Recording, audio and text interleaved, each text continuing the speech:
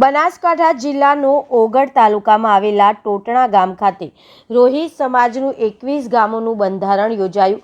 રોહી સમાજના ગામ સિયા, ચાંગા, ભાવનગર, સિરવાડા જેવા 21 ગામોના આગેવાનો અને સમાજના ભાઈઓની ઉપસ્થિતિમાં ભવ્ય બંધારણ યોજાયું હતું।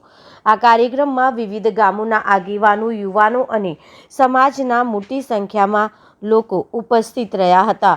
हेड ऑफिस गुजरात मनोमंथन नाइक रोहिदास भगवाननी डॉक्टर बाबा साहेबनी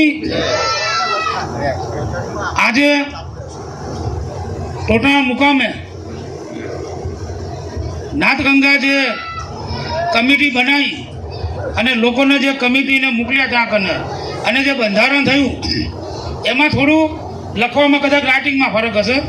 अमुक बाबत केटली एवी छे એટલે ખુલાસો કરી દઈએ કે ભાઈ આપણા ત્યાં ઘરે પ્રસંગ હોય દીકરી કે દીકરાનો તો રાત્રે વિડીયો શૂટિંગ રાખી શકશું। આ સમજી લેજો એક બાબત।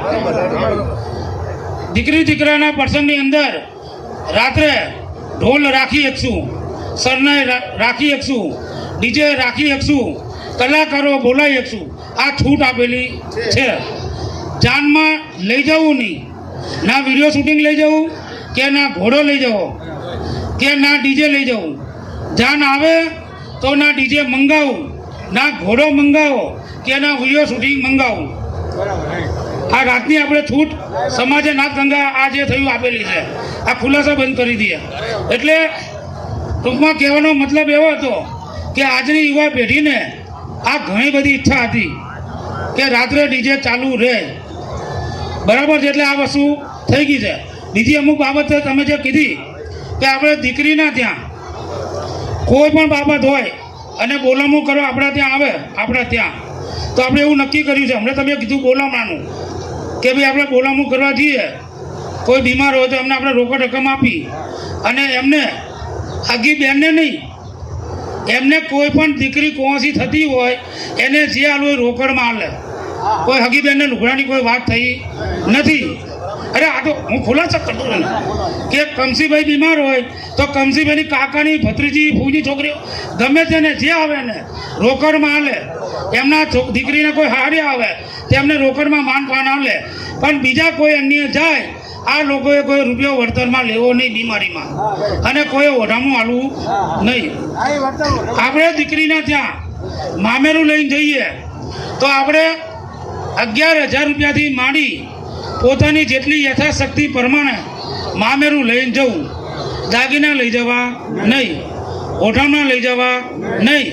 ઓઢામણા લઈ જવા, હું મારી બેનના ત્યાં મામેરું લઈને ગયો તો મારી બેન, મારા બનેવી, મારા ભાયા અને મારી વેવાઈ કે વેવણ આમની માટે ઓઢામણા।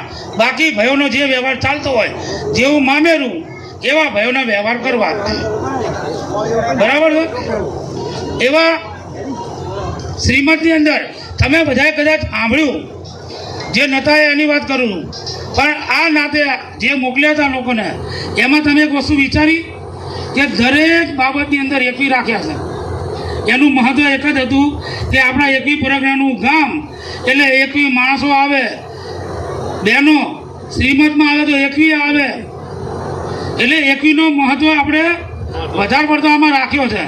બીજા બે ત્રણ મુદ્દામાં થોડું આવવા જવામાં થોડો ફરક હતો, અને એ કંકોત્રી જ્યારે પત્રિકા છપાવશો બધા આગળનો ત્યારે એનો અંદર ખુલાસો કરી લેશું।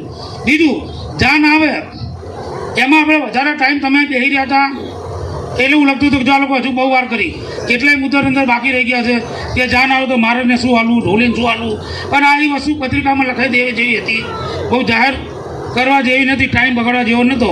એટલે આની અંદર આ લોકો જે ગયા હતા કમિટીમાં, તમે નાતે મોકલ્યા હતા અને કમિટીએ જે નક્કી કર્યું આ ગત એને વધાવી લેવી મારી નર્મ વિનંતી। હા, બધા જ મુદ્દા આપણે લખીને બધાને વાંચ્યા છે, તો બીજું વધારે તો ન કહેતા કોઈ ખેંચતોણ લગભગ નહીં કરવાની, કોઈને ખેંચતોણ કરવાની નથી। જે કમિટીના સભ્યોને જે વિચાર્યું છે અને એમણે જે બંધારણ કર્યું છે એ આપણા 21 ગામના